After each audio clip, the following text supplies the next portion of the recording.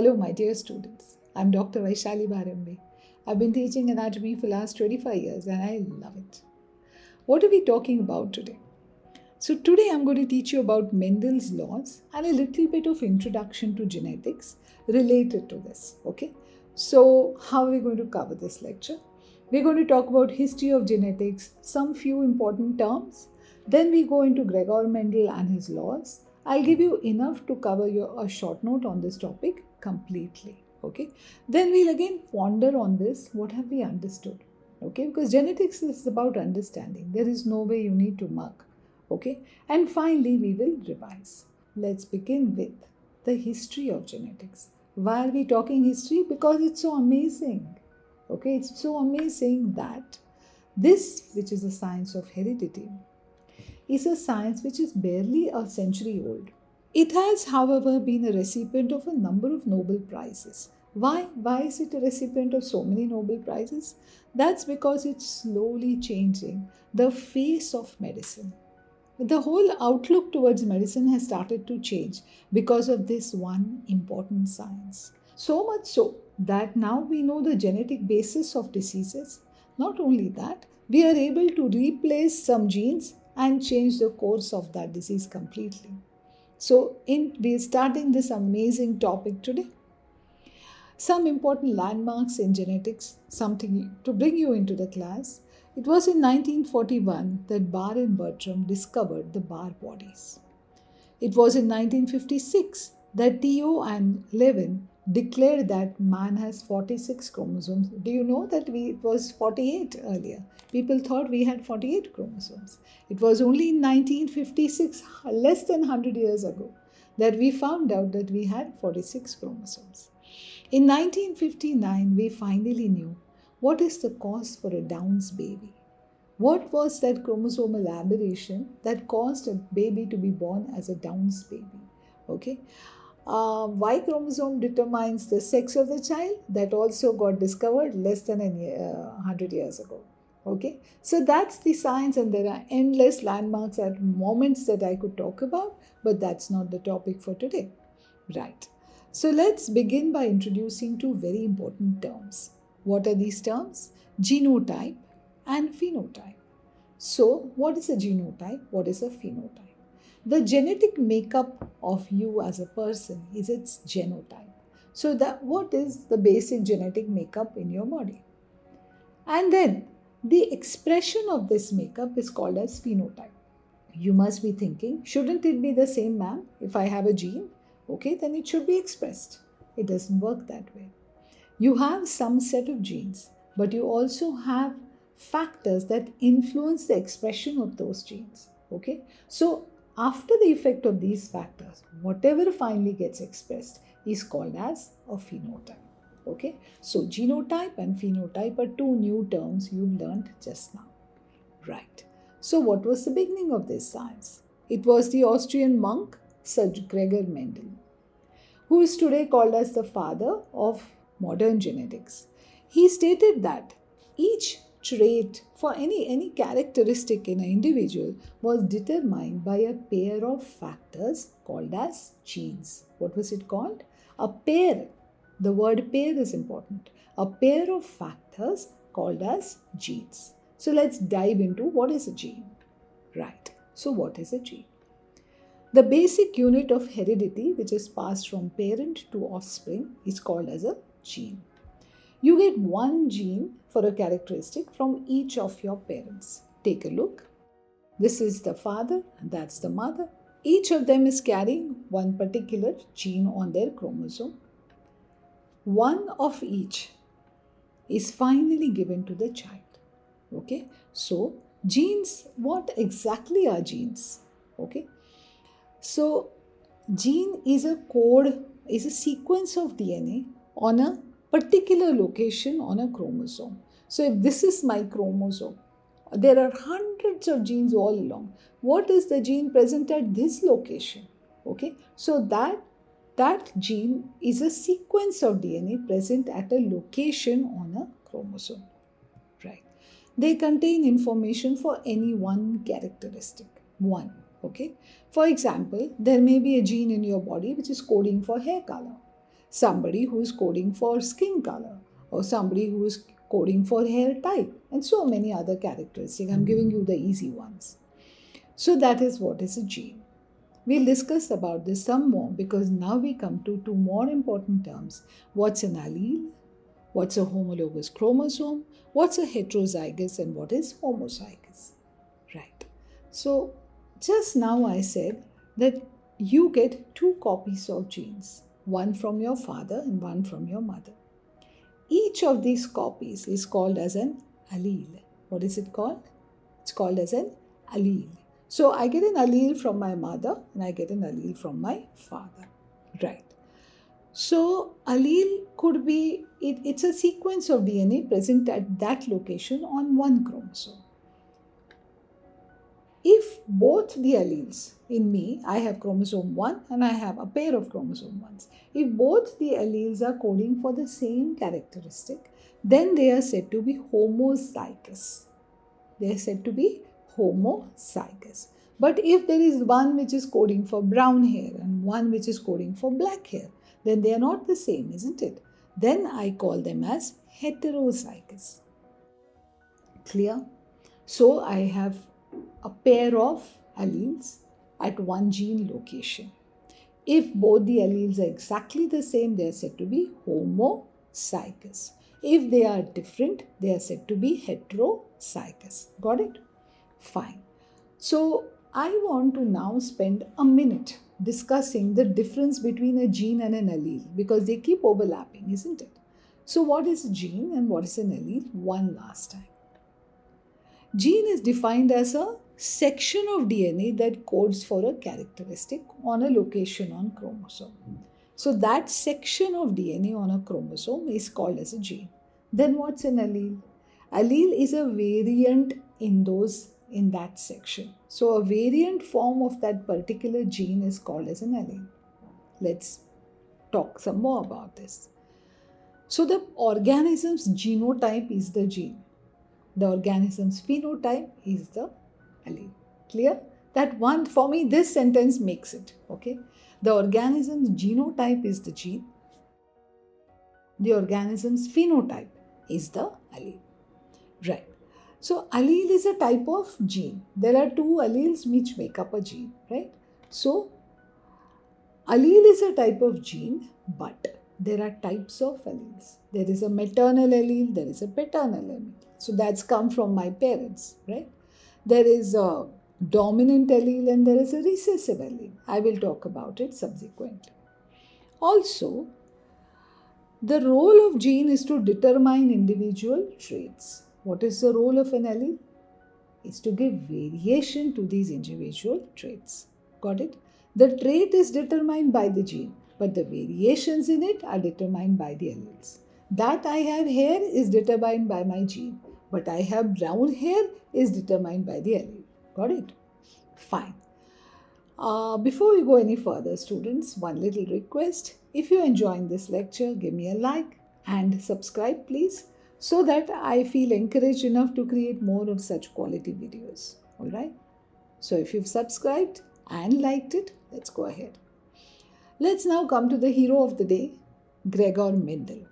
We have a very, very common short note on this. Person setting papers, usually genetics, what shall we put? Okay, let's add Gregor Mendel short note. It's that common. So let's begin that. Who was Gregor Mendel? Gregor Mendel was an Austrian monk, born in 1822 in a gardener's family. He studied mathematics and science in Vienna. In 1853 in Brunn, he started experimenting on garden peas in the monastery gardens. He went on experimenting for 7 years.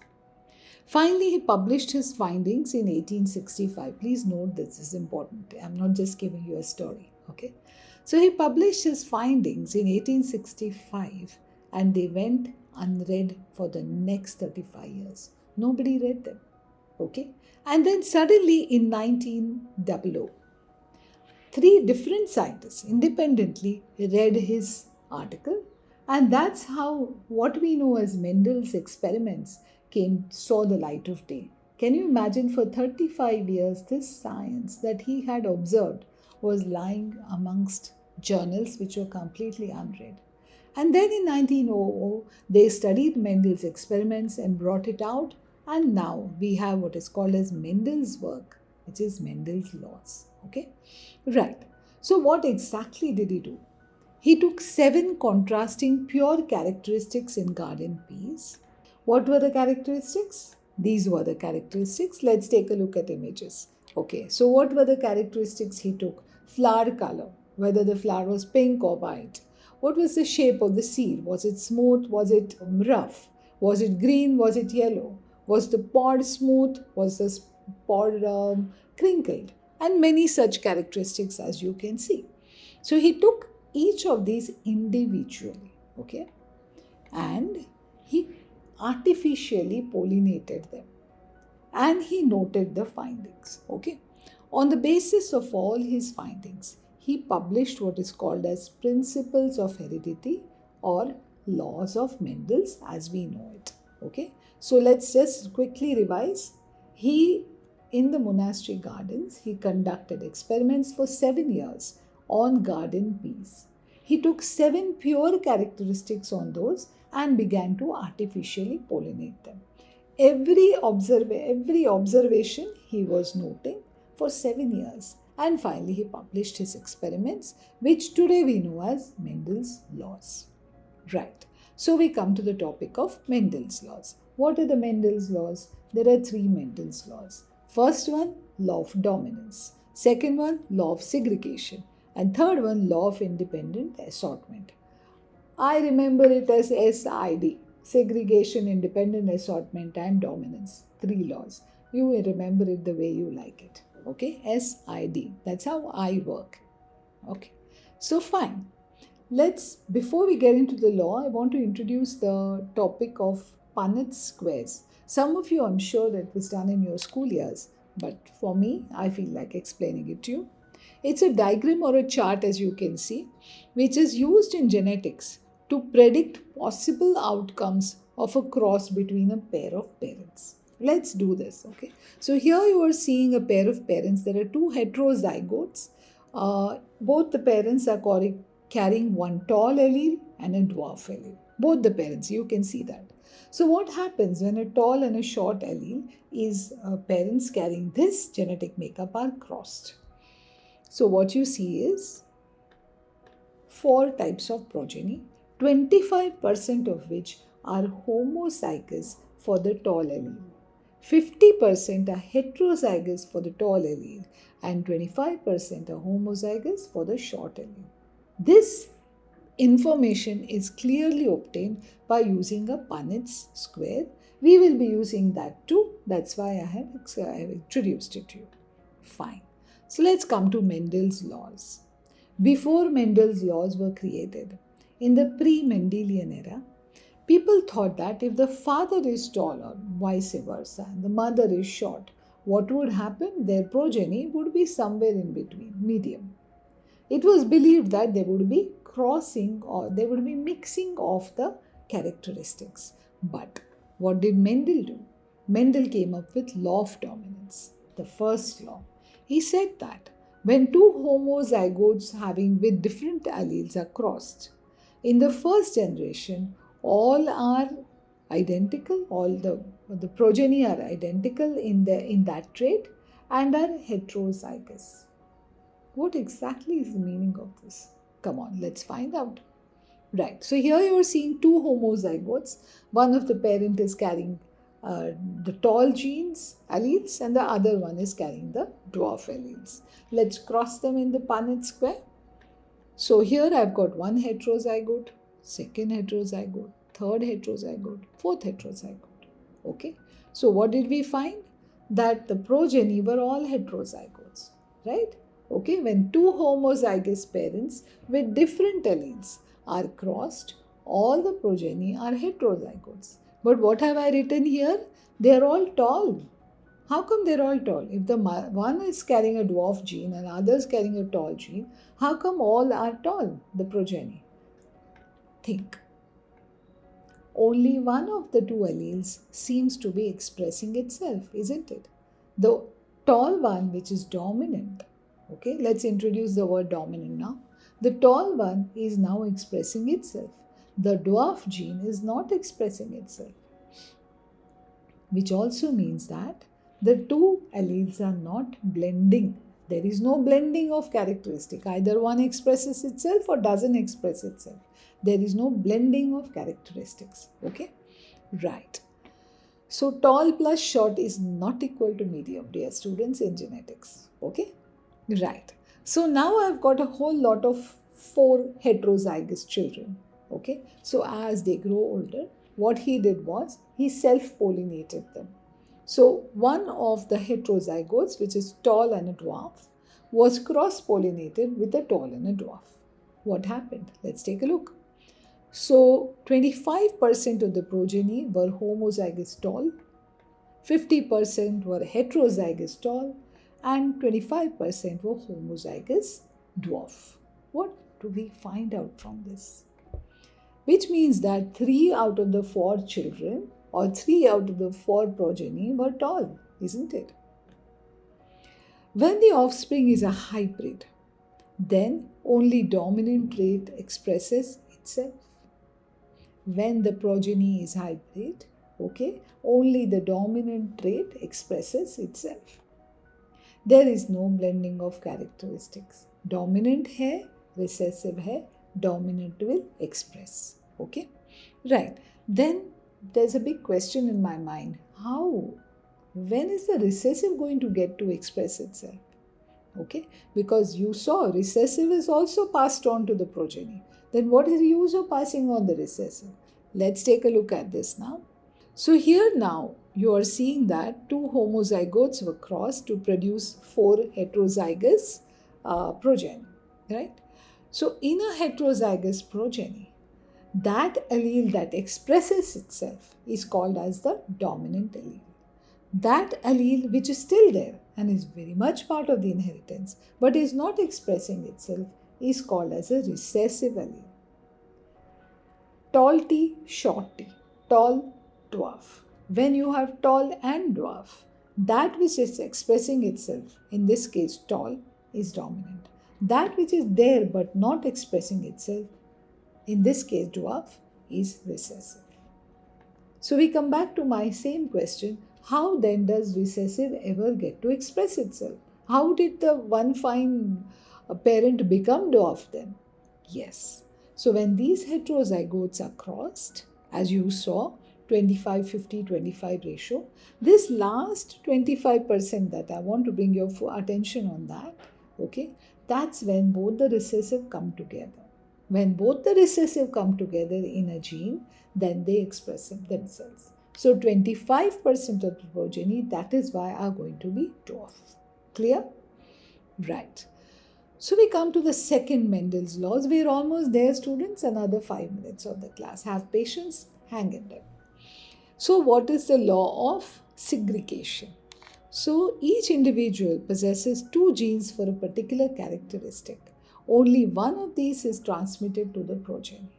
If I've got 2 alleles, okay, I will pass on only one to my progeny. Okay. So let's take a look to understand. Here you are seeing the parent. Meiosis 1, meiosis 2. You can see that what started as a pair of alleles has gone on as a single allele to the progeny. This is law of segregation. Both the alleles from a parent are not passed on to the progeny together through gametes. Only one will be passed on. Then what is the next law? The next law of independent assortment, third law, which says that this passing of alleles from parent to the offspring is random. An allele will go to so-and-so gamete and not go to the other gamete? No. The whole lot of maternal and paternal alleles that are there in the parent are randomly assorted and passed on to the progeny. Okay? So that is independent assortment. That is the law of independent assortment. Right. So then what is a Mendelian trait? So all those inheritances that follow this rule, Mendelian's laws, are called as Mendelian traits. I'll tell you what is not Mendelian first. Your parents have diabetes? Do you have diabetes? No. Your parents had diabetes. Do your parents have diabetes? Yes, sometimes no. Who is determining this inheritance? There are factors beyond the Mendelian laws which influence this inheritance. My mother had diabetes. I don't have diabetes. Why? There are factors that have influenced this. So, there are some diseases, however, for example, some types of albinism, brachydactyly, color blindness, which are purely Mendelian. They are not influenced by any other factors. Such diseases are called as Mendelian diseases, and this is said to be a Mendelian trait. Right.